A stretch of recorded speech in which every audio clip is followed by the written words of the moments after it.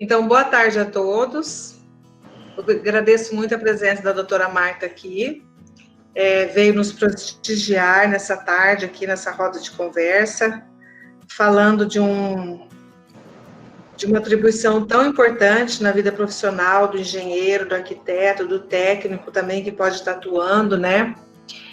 A doutora Marta, ela é procuradora federal, que ocupa o cargo de chefe da Procuradoria Federal junto ao FMS, já há um bom tempo aí, auxiliando a todos aí nesses processos.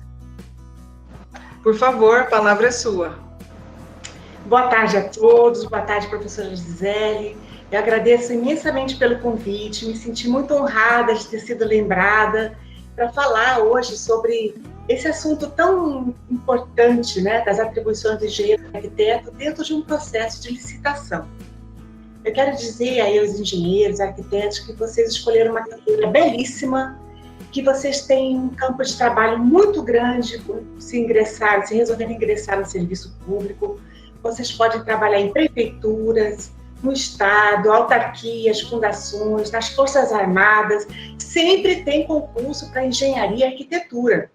Sempre tem edital de concurso para esses órgãos federais. Pois bem, a administração pública, ela precisa realizar obras para implementar suas políticas. E ela não tem pessoas, ela não tem aquela mão de obra para implementar um projeto. Por isso, ela precisa executar de maneira indireta, que seria através dos processos de licitação. Então, eu quero começar falando da diferença de obra e serviço de engenharia, porque a gente pode contratar, mediante licitação, tanto uma obra como um serviço de engenharia. Parece que é uma coisa simples, mas ela tem uma diferença que a gente vai ver daqui a pouquinho. Bom, então, o que vocês poderiam construir aí no serviço público, né? Coloquei uns desenhinhos. E vocês poderiam trabalhar em construção de hospitais, de escolas, em rodovia, construção de pontes, barragens. Gente, o serviço público, ele dá margem assim, para um leque de oportunidades para os engenheiros e arquitetos, como eu falei. Então, vamos começar aqui passando a diferença de uma obra e um serviço de engenharia.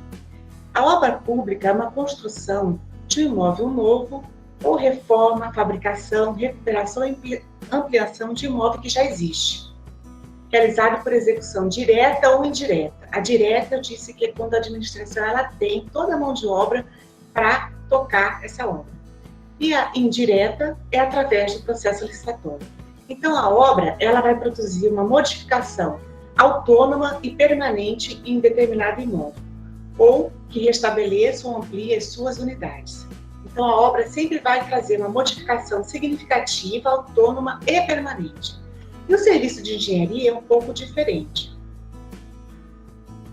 O serviço de engenharia, até coloquei aí a foto de como se fosse uma pintura, dando uma ideia de uma conservação, de manutenção, né? Então, o serviço de engenharia é uma atividade destinada a dar uma utilidade ao imóvel, determinada utilidade de interesse para a administração que não resulte em modificação significativa, autônoma e permanente. Lá na obra a gente disse que tinha que produzir uma modificação significativa, autônoma e permanente. Aqui não. Então, exemplo de serviço de engenharia seria demolição, instalação, conservação, reparação, adaptação ou apenas a manutenção de imóvel, que é muito importante, né? A gente eu acho que o serviço público tem uma dificuldade, deveria dar mais importância também depois essa parte de manutenção, porque você constrói uma obra e depois, muitas vezes, não é dada a manutenção necessária. Bom, vamos começar aqui. A licitação, ela vai ter 4 fases. Ela vai ter uma fase preliminar, uma fase interna, a fase externa e a fase contratual. Então, nós vamos passar rapidamente por essas 4 etapas.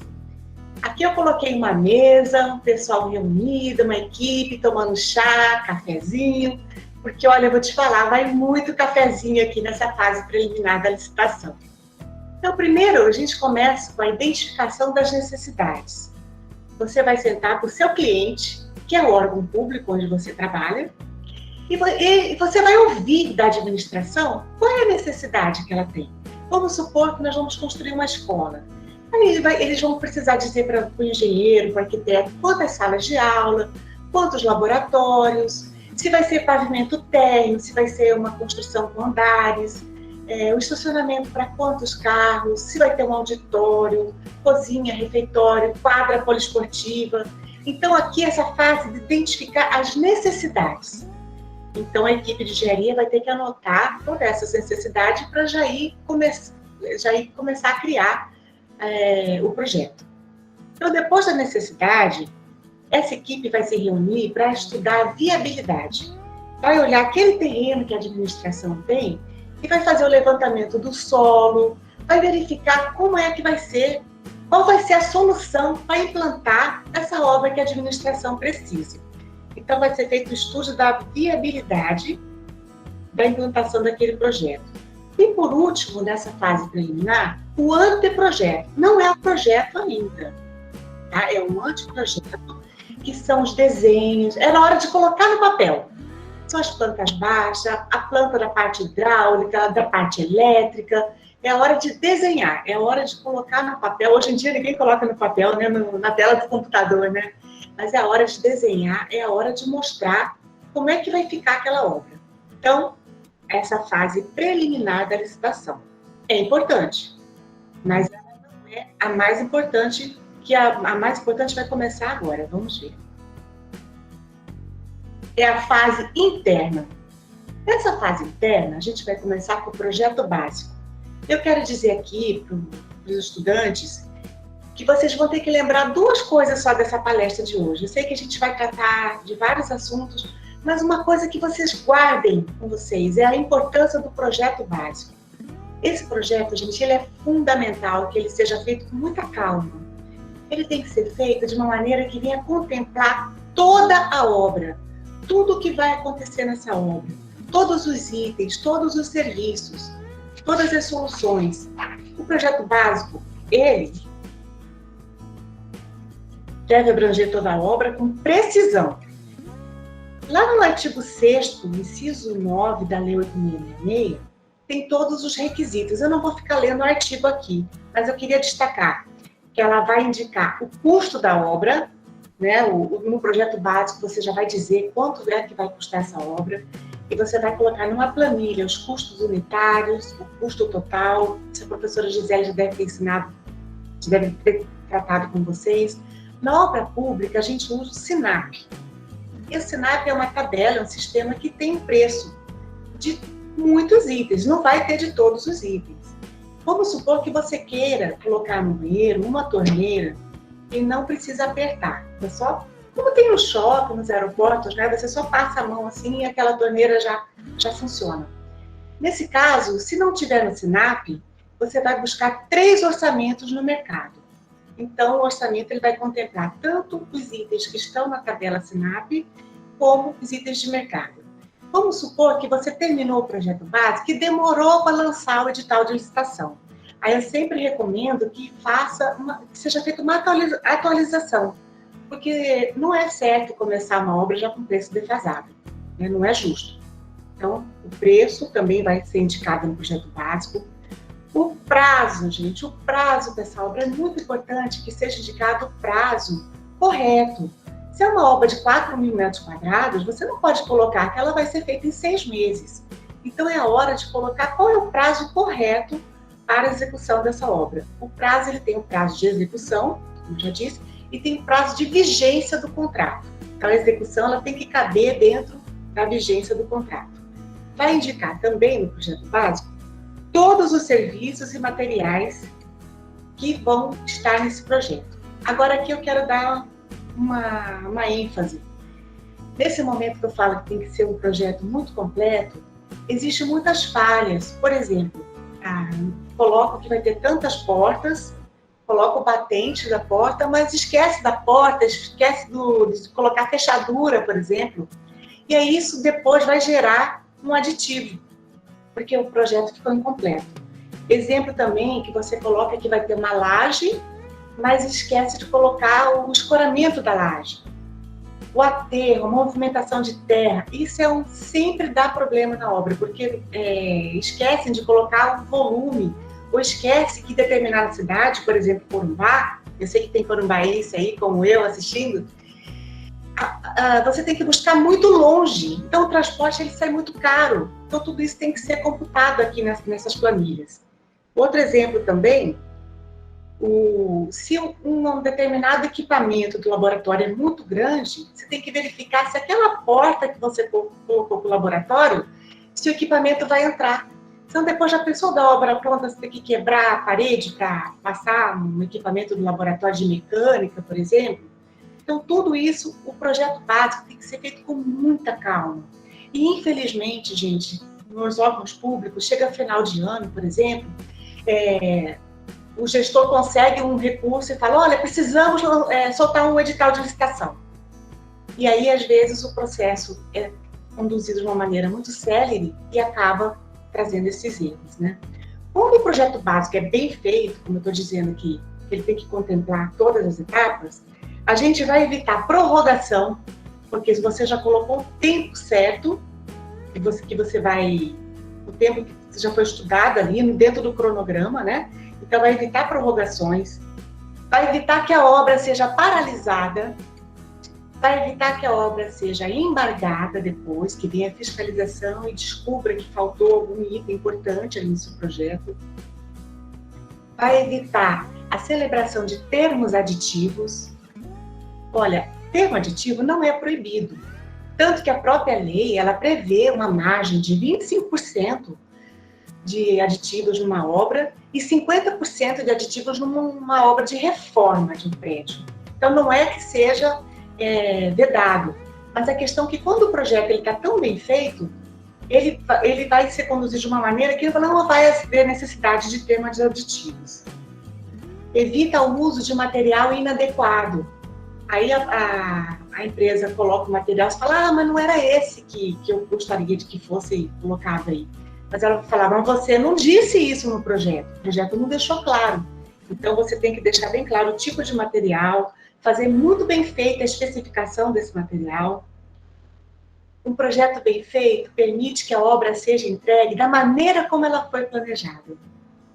Evita também que haja corrupção, que haja, como muitas empresas fazem, jogo de planilhas para levar vantagens. Interessante que eu estava lendo o material para preparar essa palestra para vocês, e eu li que muitas empresas, elas se especializam em analisar o projeto básico para ver exatamente onde tem uma falha, onde tem uma irregularidade, onde ela vai levar alguma vantagem. Ela já entra na licitação querendo vantagens. E quando ela vê que o projeto foi muito bem feito, está bem amarrado, ela foge. Ela já nem participa da licitação. Então, olha que coisa bacana. Você faz um projeto muito bem feito, você afasta mais empresas, afasta empreiteiras de má fé e você evita a corrupção. É fantástico. Realmente, o projeto básico ele tem que ser levado com muita calma para que ele seja o mais completo possível. Depois do projeto básico, vem o projeto executivo, que ele vai dizer exatamente como é que vai ser feita o acompanhamento dessa obra, como é que vai ser feito. O projeto executivo ele vai detalhar melhor todas as etapas da obra. Geralmente, esse projeto executivo ele é feito durante a licitação, durante a execução do contrato. Tá? Então, é a fase interna, mas muitas vezes ele é deixado para ser feito já no andamento da obra. Os recursos orçamentários, o que seria? O projeto básico vai dizer o custo da obra. E na licitação, nessa fase interna, a administração ela vai ter que dizer que ela tem esse recurso. Jamais pode ser lançado o edital de licitação sem que o recurso já esteja reservado para fazer aquela obra, tá? Então, esse é um item da fase interna. E, por último, o edital de licitação. Aqui eu vou dizer, vocês não se preocupem com o edital, você fala, mas eu não vou saber montar um edital de licitação. Isso aí, já existe um grupo de procuradores que estudam esse assunto da licitação e deixam os editais muito bem atualizados. Então, cada vez que a gente vai usar o edital de licitação, a gente entra no site da Advocacia Geral da União e já identifica ali o edital para aquela obra, que pode ser uma concorrência ou uma tomada de preço, dependendo do valor da obra, né? Outra fase importante, outro tópico importante aqui na fase interna da licitação é o licenciamento ambiental. Algumas obras não vão precisar de licenciamento ambiental, como, por exemplo, a cobertura de uma quadra poliesportiva. Ela é uma obra que não há necessidade da licença ambiental. Mas a maioria das obras, ela necessita. E aí eu destaco 4 tipos de licença, que é a licença prévia, que é feita antes da licitação, a licença de instalação, que é antes do início da execução da obra, e a licença de operação, que é para poder funcionar, né, para aquele empreendimento poder funcionar. Então, a fase interna da licitação contempla também esses estudos do licenciamento ambiental. O orçamento, como eu disse, tem que ser bem detalhado. Você vai detalhar o custo unitário e o custo total de cada item que faz parte daquele projeto. Então, aqui, nesse momento, você vai calcular todo o custo da obra e a administração vai ter que dizer que tem esse recurso. Outro momento da fase interna é a preparação do cronograma físico-financeiro. São as etapas, mês a mês, o que é que tem que ser feito. Esse cronograma físico-financeiro vai ajudar muito depois o fiscal a verificar se a obra está atrasada ou não. Terminou o primeiro mês, ali vai dizer o que ela tem que fazer no primeiro mês. Vamos supor, limpeza do terreno, cercamento, construir o barracão, colocar a placa. Essa placa, hein? Eu imagino que vocês, estudantes, quando começam o curso, já ficam imaginando como é que vai ser a placa de vocês, né? É um sonho você imaginar seu nome na placa de uma obra, né? Então, esse cronograma físico-financeiro também faz parte da fase interna da licitação e recursos orçamentários, como eu disse, a administração atestar que ela tem a verba para construir determinado empreendimento. Agora a gente já falou da fase preliminar, falamos da fase interna, vamos dar início agora à fase externa da licitação. Então, você montou o edital ele vai ter como anexos os projetos, as plantas, caderno de encargos, a minuta do contrato, a planilha com os preços. Então, isso tudo faz parte do edital, que vai ser agora publicado. Você vai dar conhecimento, você vai dar publicidade para que as pessoas interessadas, as empresas interessadas, venham participar dessa licitação. Então, é publicado o edital e é montada uma comissão de licitação. Aquele engenheiro, servidor público, que trabalhou no projeto básico, é uma pergunta que sempre me fazem. Ele pode participar da comissão de licitação? Pode, não há nenhum impedimento, não há nenhuma vedação na lei. Então, monta-se a comissão de licitação e essa comissão, então, ela vai trabalhar, vai conduzir o processo licitatório, vai receber as propostas, primeiro vai verificar a documentação das empresas, se elas estão habilitadas a participar dessa licitação e depois vai verificar o preço. Quem apresentou a melhor proposta, a proposta mais vantajosa para a administração. O processo todo tem que ser conduzido de forma que você permita a ampla competição, jamais restringir. A competição ela tem que ser permitida de uma forma ampla. Isso é um princípio da licitação, né? E vamos, então, homologar o resultado. Vai ser feita a escolha da empresa que apresentou a melhor proposta e a lista também. Por que é importante você homologar mais de uma empresa? Vamos supor que a empresa que venceu a licitação, ela não deu conta de terminar a obra foi paralisada, o contrato foi rescindido. Aí você pode, então, chamar a segunda colocada pelo preço da primeira. Tá? Então, por isso que é importante você homologar sempre mais de uma empresa.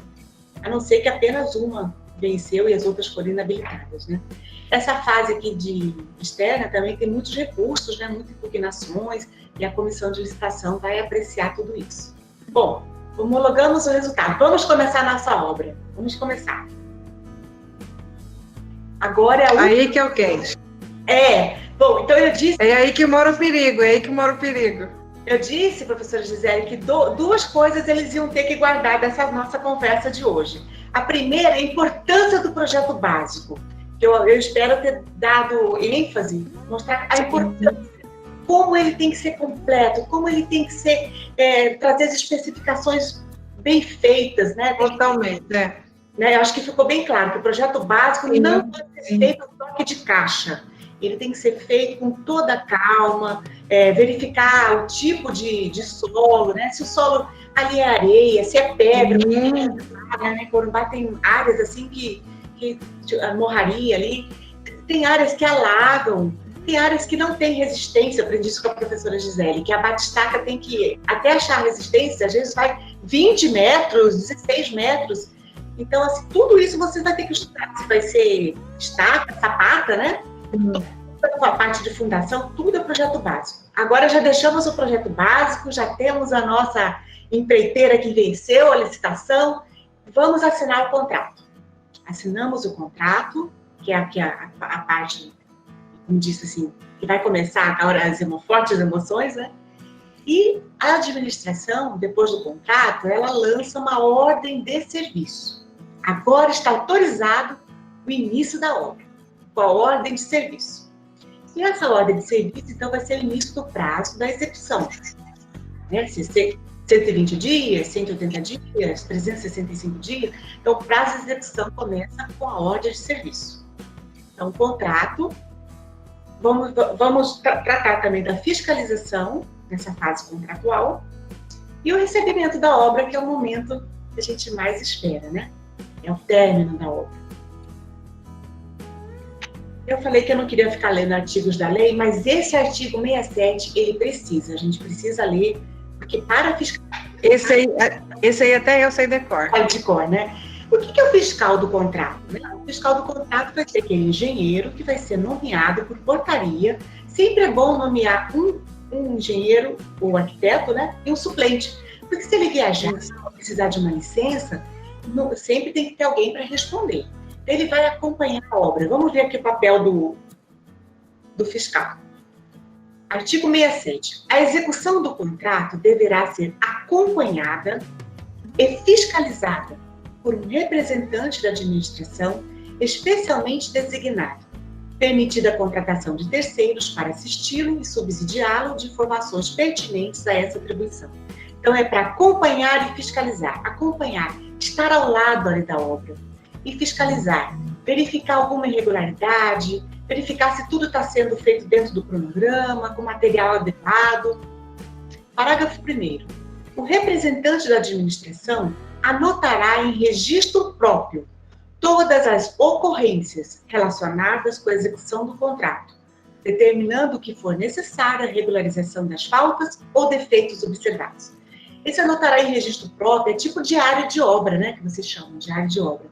Antigamente era tudo feito à mão, agora, modernidade, o engenheiro vai com notebook, com tablet, com celular, né, e ali ele vai anotar tudo o que está acontecendo na obra, todas as ocorrências, tanto as ocorrências boas, está tudo indo a contento, como alguma coisa que seja uma irregularidade, uma falta, um defeito.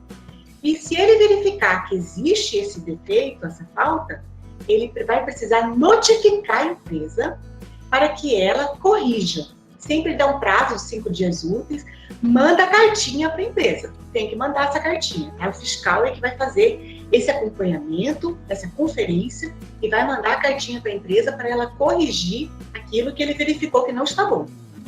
E parágrafo 2º, as decisões e providências que ultrapassarem a competência do representante, que é o fiscal, né, deverão ser solicitadas aos seus superiores em tempo hábil para adoção das medidas convenientes.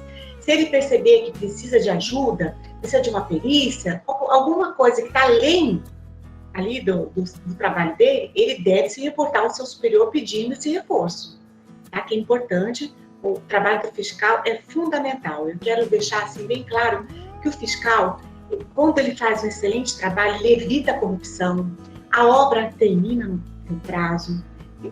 O fiscal, ele é muito importante. Eu quero assim deixar, dizer assim, dar esse poder, o poder que o fiscal tem. Ele precisa agir com segurança, ele precisa ter esse apoio da administração, porque ele que tem o contato direto com a empreiteira, o empresário. Então, muitas vezes, ele sofre muita pressão também, né? Então, ele tem que ter força, ele tem que ter segurança para tomar as decisões certas. A missão do fiscal. O fiscal deve conhecer as formalidades, efetivamente acompanhar e fiscalizar e organizar o registro próprio. Isso aqui é um resumo do artigo 67 que a gente leu ali no slide anterior. As 3 balizas do fiscal. A qualidade da obra, ele vai conferir a qualidade, a medição, ele vai verificar dentro do cronograma se está havendo algum atraso, se tudo está correndo da maneira como planejado, e o pagamento. O que é medição? Medição se fala muito no decorrer da obra, né? Somente poderão ser considerados, para efeito de medição e pagamento, os serviços e obras efetivamente executados pelo contratado e aprovados pela fiscalização, respeitada a rigorosa correspondência com o projeto e as modificações expressas e previamente aprovadas pelo contratante. Então, isso aqui, a medição, parece um absurdo, né? Falar que só pode pagar o que foi executado. Mas, gente, acontece. Acontece.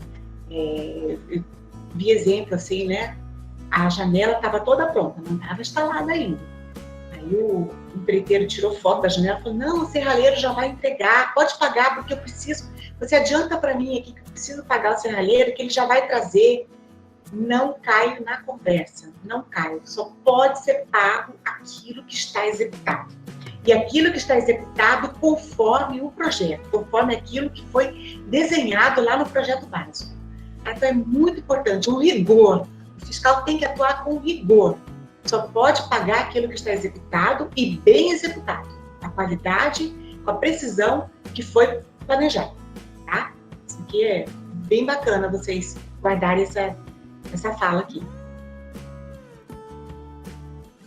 Providências administrativas no decorrer do contrato. Bom, diz que o fiscal ele vai acompanhar a obra, vai estar ao lado da obra, vai verificar se tudo está correndo bem, vai anotar no registro próprio as ocorrências.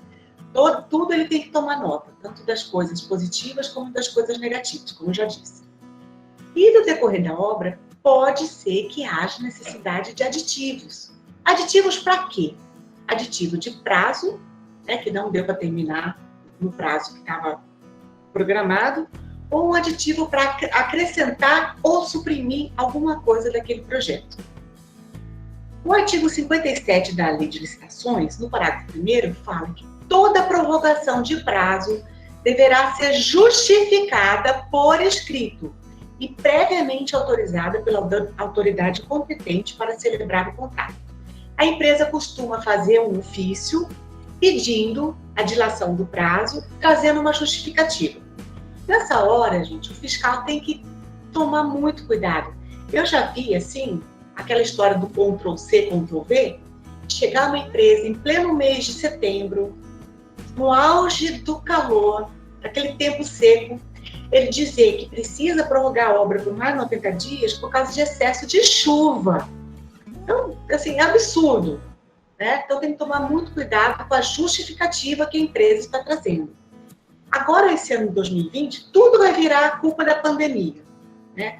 As empresas vão dizer assim, eu preciso de mais prazo por causa da pandemia. Mas tem que ver o que foi, de fato, que a pandemia afetou a execução daquele contrato. Porque o dólar subiu. Mas qual foi o reflexo, a consequência da alta do dólar naquele contrato específico? Então, aqui o fiscal ele tem que ter muito cuidado com esses argumentos que a empresa traz. Tem que analisar, tem que ser justificado por escrito e depois que o fiscal fala, vai para a procuradoria vai analisar e aí a autoridade que assinou o contrato, que é o gestor máximo do órgão, é que vai assinar, autorizar o aditivo e depois assinar esse termo aditivo. Então, o aditivo, como eu disse, pode ser de prazo, mas ele pode ser também com base no artigo 65. Os contratos regidos por esta lei poderão ser alterados com as devidas justificativas nos seguintes casos. Aí são várias hipóteses, eu não vou aqui tratar aqui, só se a gente fosse falar de aditivo seria uma tarde inteira e talvez a gente não terminasse de falar sobre os aditivos, né? Mas os aditivos é como eu falei assim, a porta que ficou faltando, mas ela estava no projeto, não estava na planilha, não entrou no preço. Algum item que foi esquecido. Pintura, como que a pintura é importante de ser bem calculada? Às vezes esqueceram que ia pintar o teto, aí só calculou a parede interna e externa. Às vezes tem uma platibanda contornando a obra e não foi calculada a pintura dessa platibanda. Aí tudo isso vai acabar gerando um termo aditivo, porque a empresa, se não tiver termo aditivo, ela não pode executar. Isso é muito importante. Nada pode ser feito sem a cobertura contratual. Então, nada se faltou algum item no planejamento, ali no projeto, ele só vai poder ser executado no momento que for feito aditivo. Depois a gente arruma, depois a gente faz. Não faça isso. Primeiro faz o aditivo, que a empresa vai ter que trazer a justificativa por que ela está pedindo aquele aditivo. Como eu disse, o fiscal se manifesta, a procuradoria analisa, a autoridade máxima vai dar o ok, vai ser assinado o aditivo. Aí você faz. Então, nunca permita que seja feito algo sem cobertura contratual, tá? Isso aqui é muito importante. Mais uma providência no decorrer do contrato. Olha que eu coloquei aqui uma prancheta, coloquei trena, máquina fotográfica, porque realmente tudo tem que ser registrado. Tudo que acontece na obra, né? O atraso injustificado na execução do contrato leva a contratada a multa de mora, conforme está previsto no contrato. Então, se atrasou a obra, manda a cartinha para ela justificar. Se a justificativa que ela trouxe não foi uma justificativa plausível, você vai examinar a possibilidade de aplicar penalidade, de multa ou outra que a gente já vai ver no slide seguinte. E é importante também que, caso venha acontecendo reiteradas faltas, o contrato vai poder vir a ser rescindido. Então, não tem problema você aplicar multa, depois a rescisão, tá? Elas podem ser aplicadas juntamente, né? Não impede a administração de rescindir. Mas eu já multei, ainda vou rescindir. Pode rescindir, desde que você perceba que a empresa não vai conseguir terminar a obra. E a outra questão que você tem que analisar é se está sendo utilizado material de má qualidade ou em desacordo com o projeto. Então, se houver atraso ou uso de material de má qualidade ou alguma coisa que não ficou do jeito que estava no projeto, na planta, você vai mandar essa notificação para a empresa, que ela se justifique, e você vai analisar se é caso de aplicar uma sanção ou não. Quais seriam essas sanções? Mais uma vez aqui falando das providências administrativas no decorrer do contrato. Se a empresa executa uma inexecução total ou parcial do contrato, leva a administração a aplicar ao contratado as seguintes sanções, sempre garantida a prévia defesa. Então, você não vai sair aplicando multa, advertência. Primeiro, você manda aquela carta, dá o prazo da defesa, analisa a defesa, aí então você vai poder aplicar a sanção. E dessa sanção cabe recurso ainda, tá? Então, a ampla defesa é um princípio constitucional que é também aplicado na licitação, como em qualquer processo administrativo. Então, as sanções podem ser advertência escrita, tá? Não é advertência verbal, a multa, que é no percentual que está fixado lá no contrato, a suspensão temporária de participar de licitações do órgão que está aplicando essa sanção, ou uma declaração de inidoneidade para licitar e contratar com qualquer órgão da administração pública. Aí vai para o Brasil todo. É uma pena muito grave. Ela vai ficar impedida por alguns anos, até 5 anos ela pode ficar impedida, né? Inidônea. Ela não vai poder licitar nem contratar com a administração pública. Então, isso aqui é importante de uma boa fiscalização. Por que eu dei ênfase que o fiscal tem que escrever tudo no registro próprio? Porque essas anotações do fiscal é que vão dar margem à aplicação dessas sanções. Ele vai mandar aquele relatório que ele fez. Mas também tem o diário de obra, né, doutora? Isso, exatamente. O registro próprio é o diário de obra. É que eu brinquei que hoje é tudo online, né? É tudo... Ninguém mais fica escrevendo, né? Acho que vocês fazem tudo já pelo computador, né? Então, mas tem que registrar. Mas ainda tem o diário de obra presencial, o físico. Tá. Eu imaginei que nem tivesse, porque hoje em dia tudo já está. Tá. Perfeito. É verdade. Perfeito. Então, você vai... Você não vai só dizer para a empresa assim, eu estou mandando essa cartinha aqui e você não está cumprindo o contrato. Não. Você tem que dizer, você não está cumprindo o contrato por causa disso, isso e isso. Manda foto, manda cópia do diário de obra. Ela tem que saber do que ela está se defendendo, tá? Não pode mandar assim, porque você não está cumprindo. Porque você atrasou. Não, você tem que dizer exatamente, olha, você atrasou porque hoje você tinha que estar com essa parede levantada e eu fui lá só na metade. Um exemplo, né? Então você tem que ser muito claro, o fiscal tem que dizer o que é que a empresa errou, qual é a falta que ela cometeu, para ela poder se defender. Então, Mas na sua opinião, assim, a gente ainda tem que levar lá presencial, protocolar com a empresa, é melhor ainda, né? Ter o protocolo, assinatura para ter as... depois. Isso é, olha, se no processo não tiver um comprovante de que ela foi cientificada, ela anula tudo isso aí depois, tá? Isso é muito importante. Tá. Muito então importante. Tem que ir lá presencial, pegar a assinatura da pessoa, né? Testemunha. Olha, se você tiver um e-mail que você sempre se corresponde com o representante da empresa e aquele e-mail tiver uma maneira de você comprovar que foi entregue aquela sua mensagem, aí ok também. Tá. Mas geralmente a gente ainda faz o famoso AR, o aviso de recebimento, né? Sim, verdade. Mas isso é muito, muito boa a sua pergunta, porque se não comprovar que a empresa recebeu a cartinha e que ela não teve oportunidade de defesa, eu estou insistindo muito porque isso aí na justiça derruba tudo, gente. Às vezes aquela peça, né, que ele resolver, não, tem que fazer dessa maneira.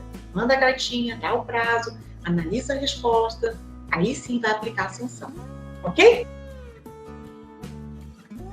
Bom, a empresa realmente, mandei várias cartinhas, já apliquei advertência, já multei, e você vê que não adiantou. Você vê que não vai dar, não tem mais jeito, né?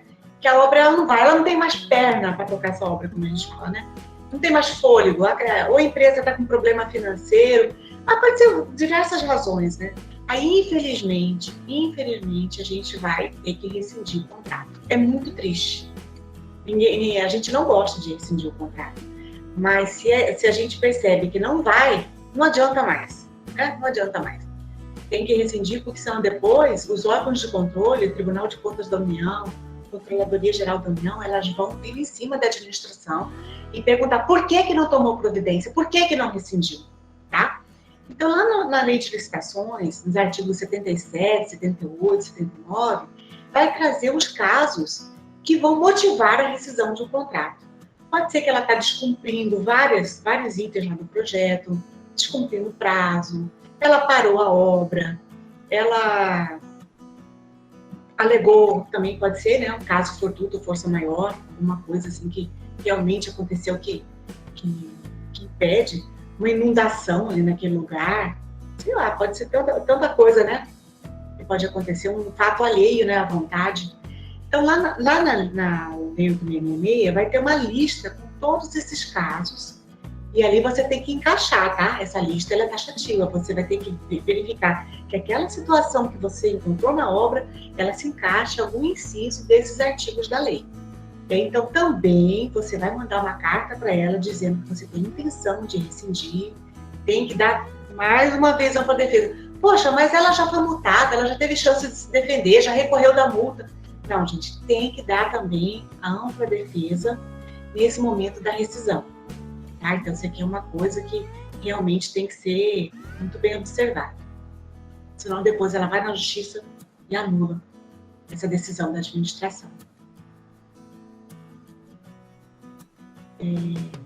Só lembrando aqui, nesse caso de rescindir o contrato, se tiver uma segunda colocada, você pode chamar a segunda colocada, mas ela vai ter que aceitar fazer a obra pelo preço que a primeira tinha feito a proposta da primeira colocada, tá?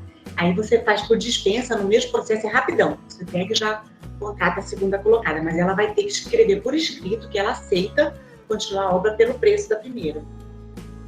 Mas não tem nenhuma mais. E aí? Aí vai ter que fazer uma nova licitação. E nessa nova licitação, eu percebi que teve erro no meu projeto.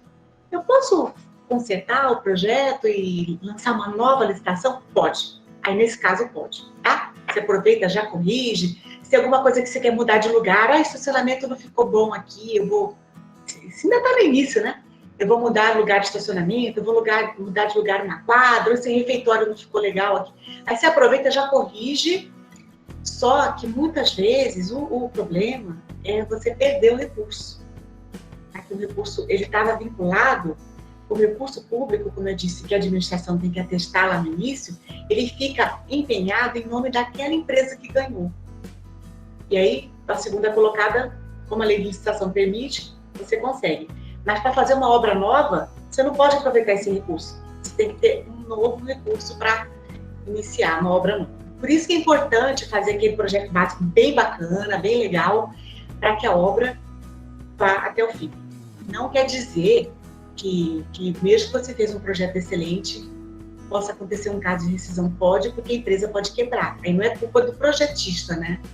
Então, eu tô dando assim, só essa pincelada para vocês entenderem como é que funciona. Acho importante fazer essa consideração. Vamos receber a obra. Aleluia! Que coisa boa! O momento mais esperado aqui, né?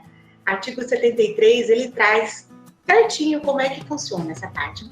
A empresa termina a obra, ela escreve, agora é ela que faz a cartinha. Ela faz uma cartinha avisando o fiscal que a obra está encerrada. Aí ele tem 15 dias, o fiscal tem 15 dias, para ir lá e conferir tudo. Lá com a prancheta, com a máquina fotográfica, vai filmar, vai medir, vai levar trena.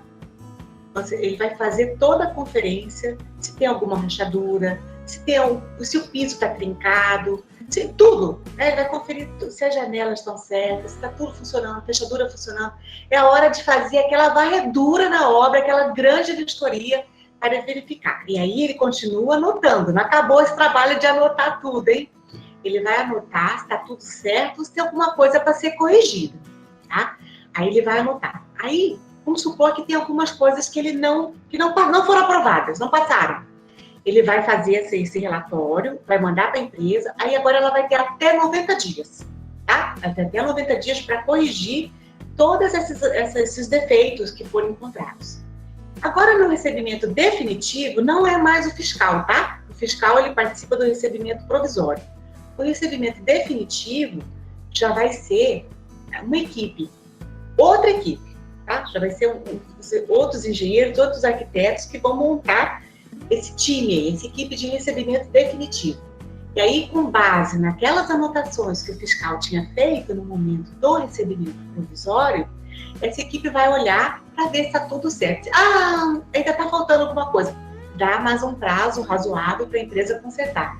Só vai assinar que a obra está recebida definitivamente quando tudo aquilo que tinha que ser consertado ou corrigido foi resolvido, tá? Todas as pendências foram resolvidas, ok.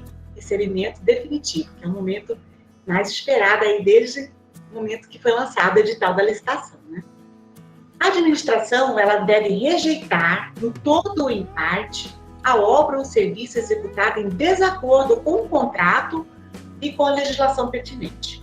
Então, aqui é o momento do recebimento provisório, é de rejeitar aquilo que não está bom. E o recebimento provisório ou definitivo não exclui a responsabilidade civil pela solidez e segurança da obra ou do serviço, nem ético-profissional pela perfeita execução do contrato. Não é porque a equipe olhou e disse que a obra podia ser recebida definitivamente que a empreiteira está livre, que agora ela não é mais responsável. Não, ela continua responsável, sim. Ela tem uma garantia, tem um prazo de garantia que está lá no Código Civil. A garantia do serviço. O contratado é obrigado a reparar, corrigir, remover, reconstruir ou substituir às suas expensas, no total ou em parte, o objeto do contrato em que se verificaram vícios, defeitos ou incorreções, resultantes da execução ou de materiais empregados. Então, esse aqui ainda é um pedacinho do artigo 73, né, que ele tem essa obrigação. Como eu disse, só porque foi recebida definitivamente, que deram um ok, ele não está isento de responsabilidade. Agora aqui, esse já é o último slide, tá? Deixar o pessoal aí tranquilo, é o último slide já. O Código Civil, no artigo 618, ele traz uma grande controvérsia aqui, que eu vou tentar explicar para vocês. Nos contratos de empreitada de edifícios ou outras construções consideráveis, o empreiteiro de materiais de execução responderá durante o prazo irredutível de 5 anos pela solidez e segurança do trabalho, assim em razão dos materiais como do solo. Então, o empreiteiro ele fica responsável por 5 anos por qualquer defeito que surgir na obra depois de que a obra foi recebida definitivamente. Então, começa a correr o prazo de 5 anos. Aqui que vem a grande confusão. Decairá do direito assegurado neste artigo o dono da obra que não propuser ação contra o empreiteiro nos 180 dias seguintes ao aparecimento do vício ou defeito. Não é que a pessoa tem só 180 dias para propor ação, não. Isso aqui deu margem a grandes debates. O que eu quero deixar claro é o seguinte: de toda a controvérsia que tem sido em cima desse artigo 618 do Código Civil, vamos resumir assim. A obra foi recebida, começa o prazo de 5 anos, que é a garantia da obra. Qualquer falha que for descoberta nesse período, às vezes é alguma coisa que estava oculta, estava lá no telhado, estava enterrada. Qualquer falha que vier à tona nesse período de 5 anos, o dono da obra, ele tem 10 anos para cobrar da empreiteira. Eu vou resumir assim, que tem muita controvérsia em relação a esse prazo, mas a doutrina majoritária entende que é de 10 anos o prazo para ajuizar a ação contra a empreiteira daquilo que foi constatado nos 5 anos a partir do recebimento definitivo. Bom, gente, eram essas as considerações que eu tinha sobre esse tema. O tema é gigante.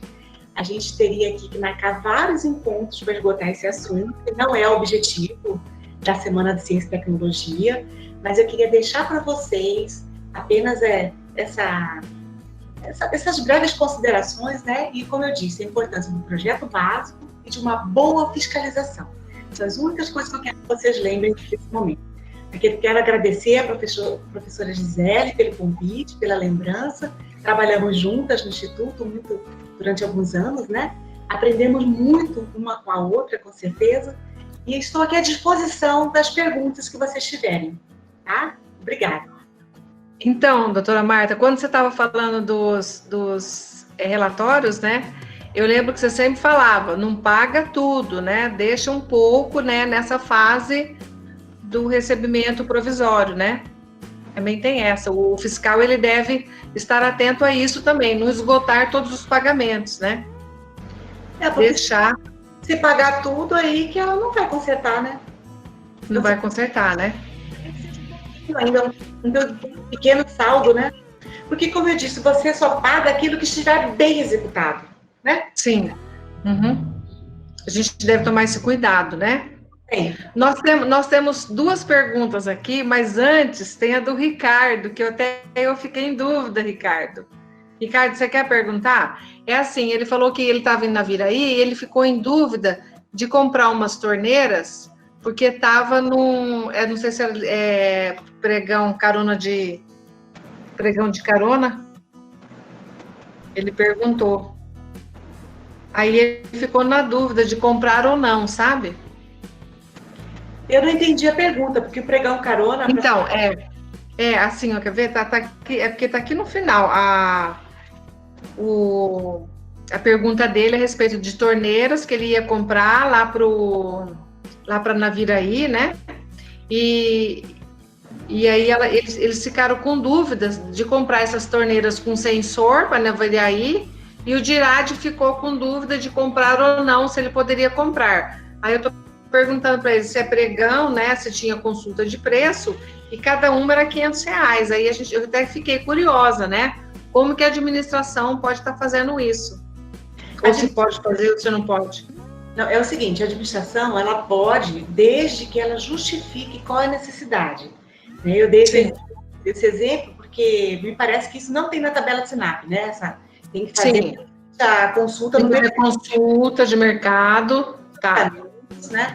Então, a administração, ela quer essa torneira. Imagina agora, no momento de pandemia, como que é importante você ter uma torneira que as pessoas não fiquem colocando a mão, né? Então, se ela... Um sensor, né? Um sensor. Desde que ela justifique, ela pode. Né? Pode, né? Ela quer um determinado acabamento na obra, ela justifica.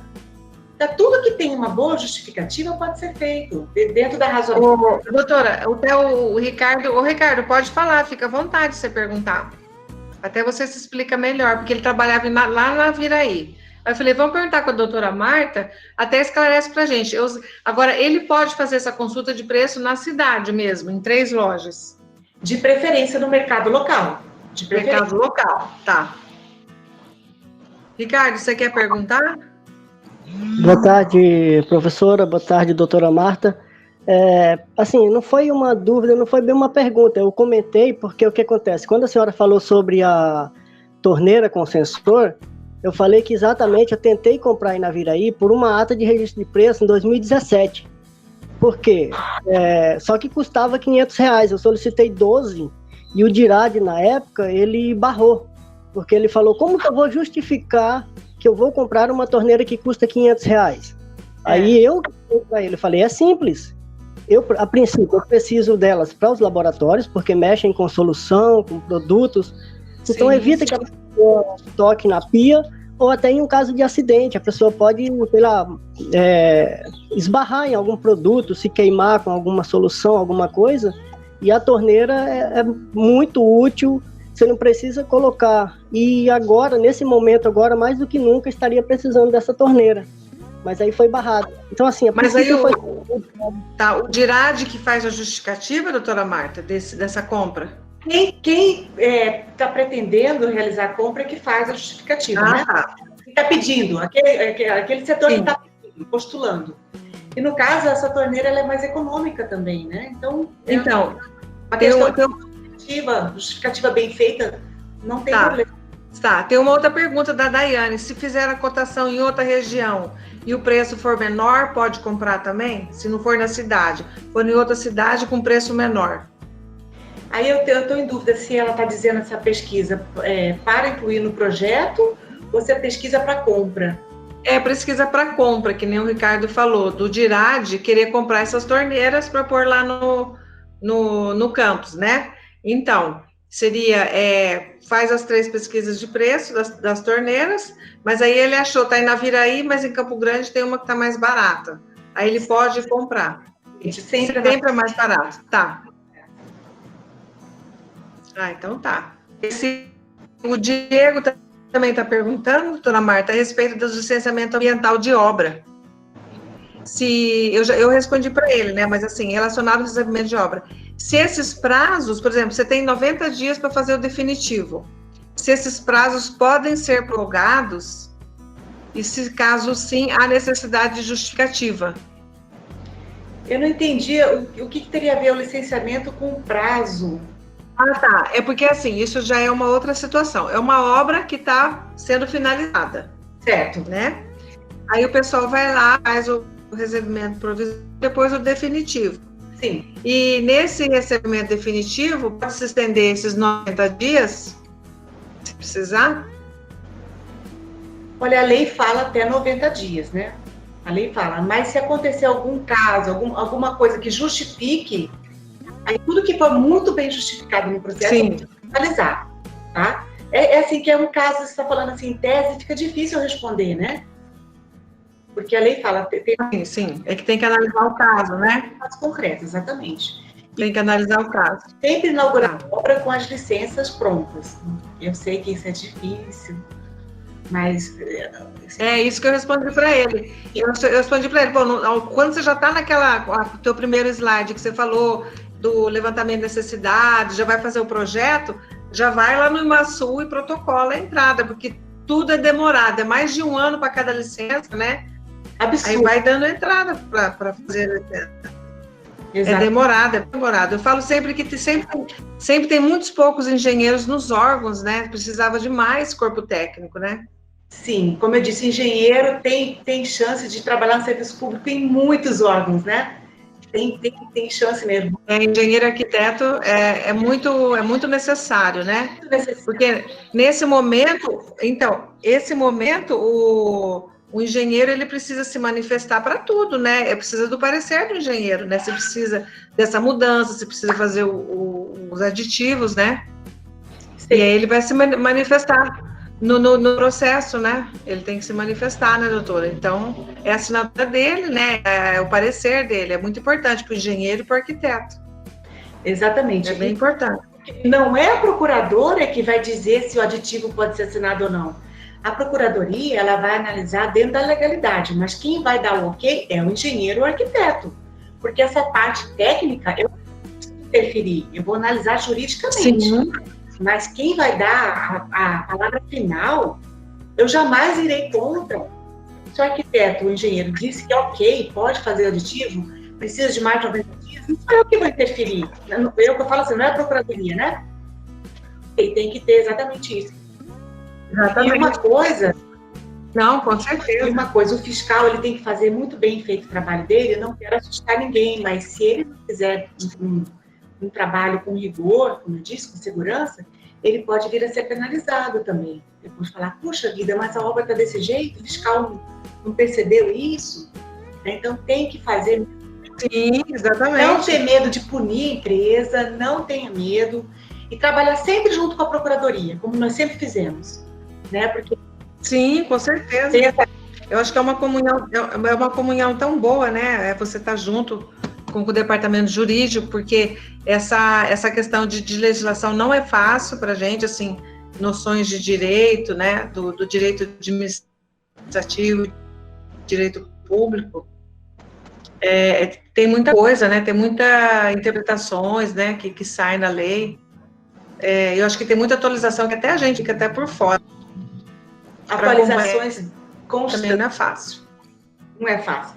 Uma coisa que eu esqueci de falar, Constantes, eu né? estou lembrando agora aqui, que o engenheiro, o arquiteto que fez o projeto, ele pode trabalhar na comissão de licitação e ele pode ser fiscal também, viu? Ele pode ser fiscal. Não tem nada na... Ah, sim, bacana, você pode ser fiscal. Pode ser fiscal, porque imagina, você que fez o projeto, ninguém conhece mais a fundo do que o projetista, né? Então a lei, o que não pode é assim, vamos supor que o órgão público contratou uma empresa para fazer o projeto básico. Aí, essa empresa que fez o projeto básico, ela não pode executar a obra, jamais, tá? Não pode, tá? O nome da Lei 8666. Mas aqui eu estou dando ênfase ao servidor público, ao engenheiro servidor público, tá? Esse sim, se ele fez o projeto, ele pode participar da licitação e ele pode ser o fiscal. Não tem problema. Então, mas aí sabe o que eu ia até te falar, eu não queria te interromper, só para a gente finalizar aqui, porque, doutora, foi maravilhosa essa palestra aqui para a gente, acho que esclareceu para todo mundo aqui, né, esse conhecimento aí que você tem, experiência, né? Mas uma coisa que acontece muito, que a gente vê também, é que quando tem a licitação, existe um documento da empresa que ela também tem que se responsabilizar, porque ela não veio olhar o local, investigar o local. Aí ela acha que é um tipo de solo, aí ela começa a executar e não é aquele tipo de solo. Aí muda a fundação e justifica e para tudo e faz aditivo. Aí é que são elas, porque eles não querem sair lá de Goiânia e vir para cá para olhar, né? Perfeito. Isso também dá problema. E quer ver uma outra coisa importante aí? Não pode marcar a vistoria todo mundo junto. Jamais. Tem que marcar... sem separado, né? Separado, porque senão eles conhecem, aí já começa... Se combinam. Começa a combinar as coisas, começa a combinar preço. Inclusive, aconteceu um fato.